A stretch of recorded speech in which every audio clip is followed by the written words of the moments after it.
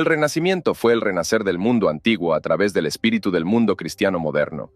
Ninguna obra representa mejor esta época que La Escuela de Atenas, de Rafael. Platón y Aristóteles, los gigantes de la filosofía occidental antigua y héroes de Rafael, caminan hacia nosotros. Están rodeados por una monumental reunión de filósofos griegos en medio de discusiones e intercambio de conocimientos. Sin embargo, sus rostros habrían sido reconocidos por los contemporáneos de Rafael, tal vez como los suyos propios. Frente a esto está la representación de la filosofía, una pintura conocida como La Escuela de Atenas. Es fascinante por muchas razones, y una de las más interesantes es la presencia de dioses paganos en el estudio de un papa cristiano. Estas son las dos grandes estatuas al fondo. Una de ellas es Apolo, representado desnudo con su lira, porque es el dios de la poesía. En el otro lado está la estatua de Atenea, o como los romanos la llamaban, Minerva, una especie de diosa guerrera de la justicia y la sabiduría. Sobre todo de la sabiduría.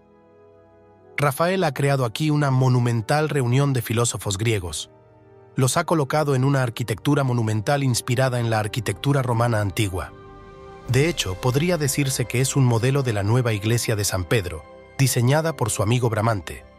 El plano del suelo que se puede deducir de esta pintura corresponde exactamente al plano de San Pedro diseñado por Bramante. Veremos cómo Bramante también entra en esta escena. Esta pintura celebra la filosofía. Al igual que la disputa al otro lado de la sala, está articulada geométricamente. En la parte inferior tenemos un patrón de pavimento rectangular simple. Subimos por una escalera hacia la arquitectura monumental, con grandes arcos decorados con casetones al estilo de los antiguos baños romanos. Hay una serie de arcos y círculos concéntricos. Aquí, el círculo vuelve a dominar, pero de una manera muy diferente. No es el círculo absoluto del cielo que vemos al otro lado de la sala. Aquí hay un conjunto de escalones que separa una zona inferior de una zona superior. Luego, tenemos a todas estas figuras, pero solo dos están aisladas. Solo dos están enmarcadas contra el cielo, destacadas por el arco del fondo. Estas dos figuras, que podemos observar con más detalle, son lo que el Renacimiento llamaría los príncipes de la filosofía occidental. Ellos son Platón y Aristóteles, los héroes de esta obra. Todo lo demás irradia desde ellos. Esa irradiación es extremadamente importante, como veremos. Esto, como mencioné, es una pintura sobre la filosofía, pero también extiende ese alcance filosófico hasta los propios artistas, como descubriremos. En la parte inferior tenemos dos grupos. Están colocados muy abajo, de modo que la relación entre estas figuras y las que están a los lados adquiere importancia. La perspectiva, que aquí se puede calcular, crea un espacio muy racional. La perspectiva es crucial en esta obra. Sin embargo, son las figuras las que articulan los valores. Por ejemplo, Rafael toma a Platón y Aristóteles. ¿Cómo diferencia un pintor dos filosofías? Uno señala hacia arriba y el otro hacia adelante. Cuando observamos sus libros, Platón sostiene el Timeo y Aristóteles su obra sobre ética. Es precisamente ese detalle. Platón señala hacia arriba, Aristóteles hacia adelante. No, en realidad no señala, extiende su mano. Platón señala hacia el reino de las ideas superiores. Aristóteles extiende su mano hacia el reino del comportamiento humano. Esto representa exactamente esa diferenciación. Sin embargo, ambos también son reconocidos de otras maneras. Platón, al fin y al cabo, es un filósofo puro. Se le muestra como un hombre mayor, no lleva adornos, está descalzo y se apoya en la punta de los pies. Parece estar elevándose de la tierra. Su mano apunta hacia arriba y de su dedo surge el arco de fondo. Todo en él está completamente contenido dentro de ese grupo. Por otro lado, Aristóteles es el filósofo del mundo terrenal. Fue mentor filosófico de Alejandro Magno. Es el filósofo de la corte. Aristóteles, en muchos sentidos, está profundamente inmerso en el mundo. Es, sin duda, un hombre de este mundo. La barba de Platón es larga y descuidada. Aristóteles, en cambio, parece recién salido de la barbería, con un aspecto muy cuidado. La túnica de Aristóteles es, para empezar, de un azul mucho más costoso que el rojo de Platón, y está adornada con oro. Lleva sandalias con detalles dorados y está firmemente plantado en el suelo. Es claramente una figura terrenal. La diferencia fundamental radica en la verticalidad de Platón y la horizontalidad de Aristóteles. Estas ideas continúan en la obra. Esto muestra a un pintor reflexionando, incluso pensando en términos geométricos, con líneas verticales y horizontales que se extienden hacia abajo. No todas las figuras en la pintura pueden ser identificadas, aunque se han hecho muchos esfuerzos para lograrlo. Una figura en particular sí puede identificarse. Es Sócrates. Su retrato es conocido y aquí aparece discutiendo. Está claramente exponiendo sus argumentos, representando la lógica de Sócrates. Discute con una figura joven y elegante en armadura, que por supuesto solo puede ser su favorito, Alcibíades. En la parte inferior, la obra se vuelve aún más interesante. La división es entre un lado platónico y un lado aristotélico. El lado platónico corresponde al lado derecho de la pintura, desde la perspectiva de quien la observa. Este lado es el privilegiado en el caso de Cristo. En el eje central, normalmente se concentra el significado de la pintura.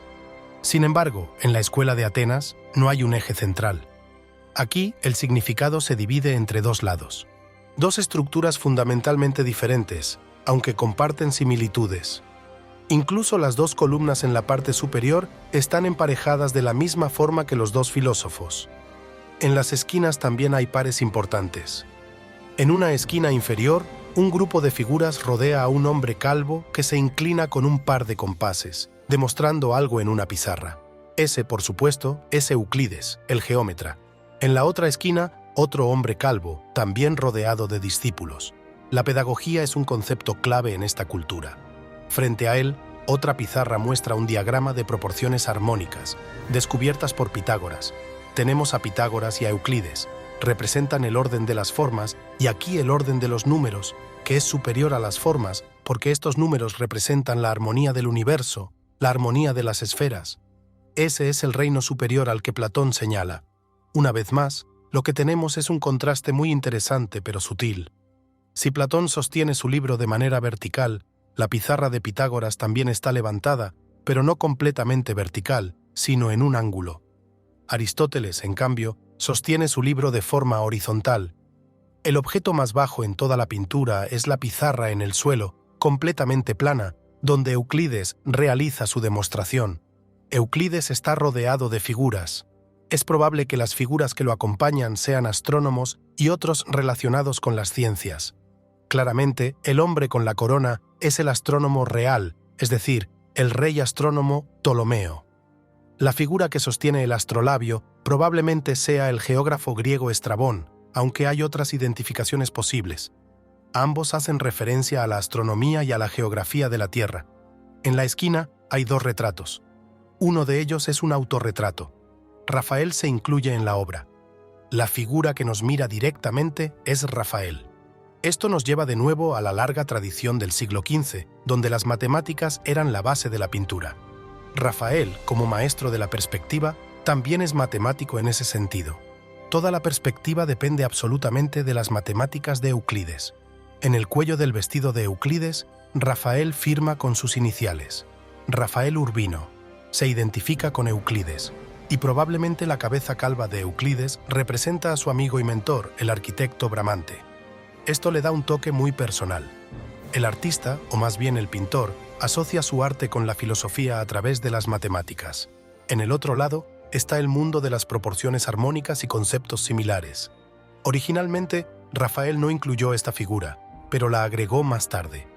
Rafael regresó y agregó esta figura. La completó. Esta figura es diferente a todas las demás. Las figuras de Rafael son abiertas, interactúan entre sí.